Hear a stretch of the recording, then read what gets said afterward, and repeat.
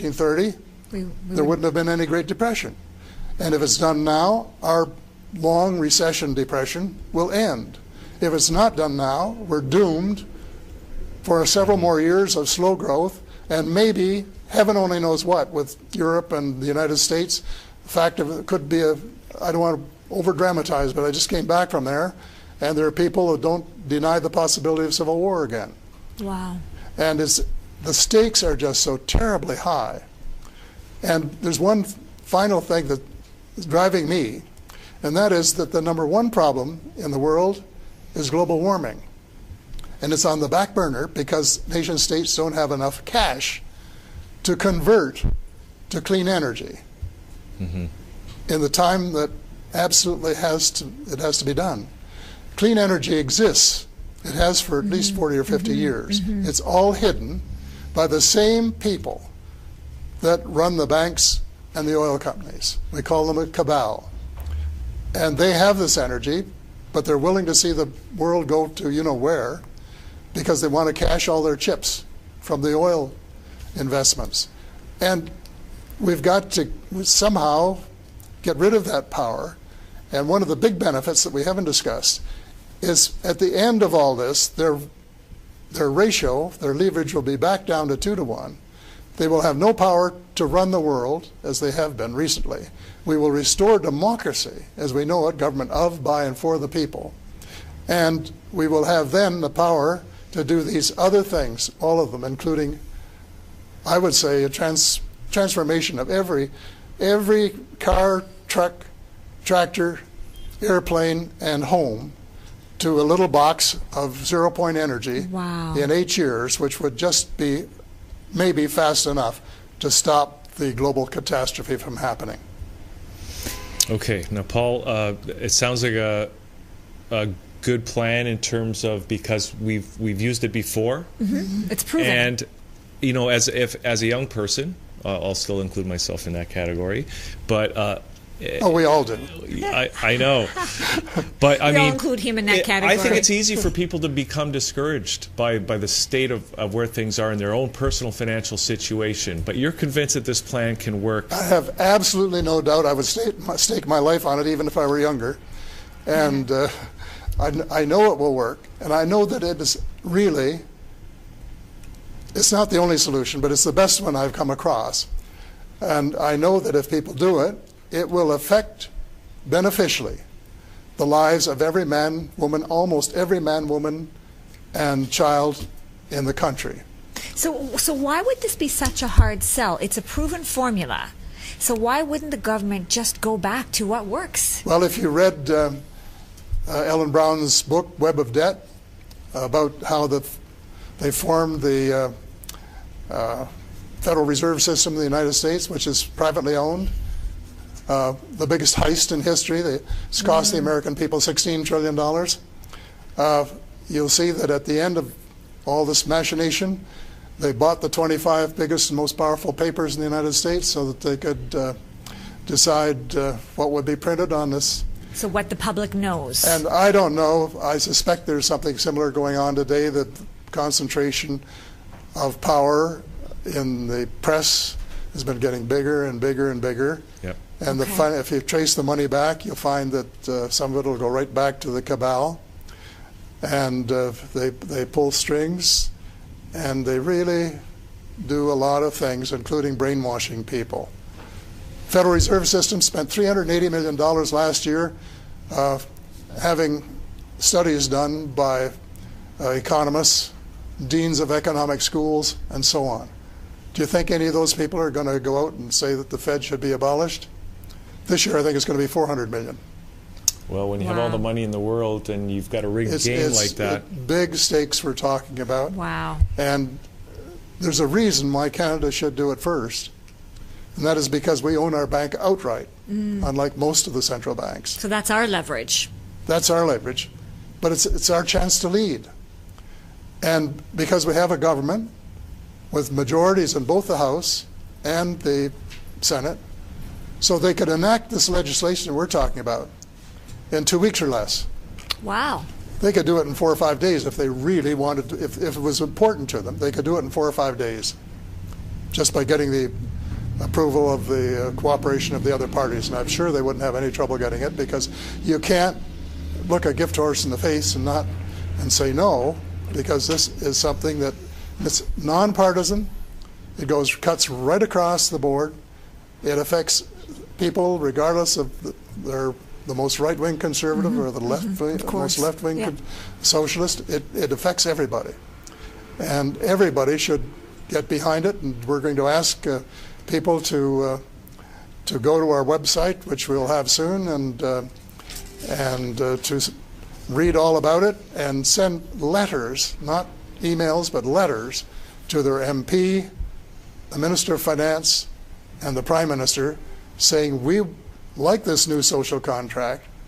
It's in our interest, and we want you to do it now. So what you're proposing, it can't happen unless the people take a stand as well? So you need the people, is that what you're saying? No, that's not what I'm saying. Okay. I'm saying the government could do it tomorrow if... Okay, but the government needs the power of the people to push them. If I were the Prime Minister, okay, the new budget would incorporate it. Okay, okay. But strange as it may seem, I'm not the Prime Minister. Came fairly close once or twice. Go figure. And the present Prime Minister, I think, in a letter I put to him recently, his economics professors were as useless as mine were 60 years ago. And he got this crazy idea that somehow austerity is going to solve the problems. Never, ever. Okay. And he should have learned that. Okay. So they could do it. Okay. But what I'm saying is the cabal and the big guys have the power, but we have the numbers. Okay. And we have to get them out of the streets, and there are thousands, okay, saying, this is what we want. Okay. And we want you to do it. And if you don't do it, we're going to use every peaceful means within our control to make it happen. Okay. Okay. Okay, Paul, we're just about out of time here, but we do need people, like we have to work together on this. So what can people who are watching this right now do to take the first step towards helping make all this happen? Well, they could start by, I guess we haven't got our website up and running yet, but they could probably go to mine in a few days and look for where they could go. Okay, what is that site? Mine, maybe I have to look it up here. It's P.Hallyer.com, I think. Or they could go to victoryfortheworld.com. Or I better check those here. Well, if we Google your name too, it will show up, right? If we just Google your name. Well, we're going to put them in the credits. So okay. We'll have them there. So there will be ways to track it down, but we want to make it as easy for people as possible. And P.Hallyer web, all one word, .com. Okay, Paul, that's And the other one is victoryfortheworld.net. All right. Okay, Paul. And we will try and get this information about our website up on both of those within a week. Wow, okay. So that people will be able to So we need people to actively participate for this to happen. Yeah. Okay. Thousands of them. Because it means more than just the sake of the global economy. It's everyone's personal financial situation that's at stake here. Yeah. Okay. Wow. Taking the power back. Thanks for doing this. It was a pleasure. I love any chance to say what I think. Well, we look forward to working with you to make this happen, and with everybody who's watching this is cooperation. Yeah, absolutely. So thanks for doing and this. collaboration. My thanks to you both. Okay, Sandra. Wow. That's it. We're going to run some video now that's going to just kind of punctuate everything that Paul's been talking about here. So that's it for the show. Awesome show. We'll be back next week. Thank you. Thank you, Paul. Meanwhile. Thank you, Sandra. Okay, so here's the video. That's it for the show. Thanks, everybody. We'll see you next week. Cheers. Let's start off with money. Where does it even come from?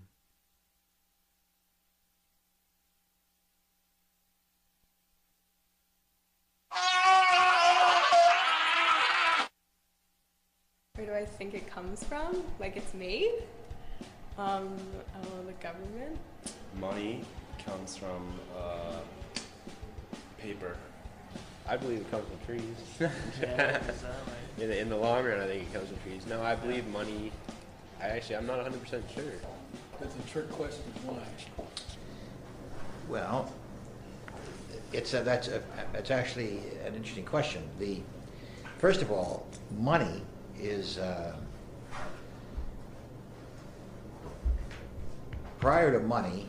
It's going to sound like a long answer, but I'm not quite sure I know the nature of your question. But let me see how I can handle it. Thank you. Prior to It's actually simple. Over 95% of our money is created by private banks. That means there's less than 5% of government-created money. Let's look at the differences between creating the money ourselves and borrowing it from private banks. Creating the money ourselves pretty much just costs the labor to print it and the hard work to back it up, while borrowing money from private banks can cost up to 10 times or more than the principal before it's paid. This is Canada's federal debt. From 1867 to 1992, we owed $423 billion. However, 91% of this debt is the result of interest on interest, and only 8% of the money was actually used on real things, like goods and services.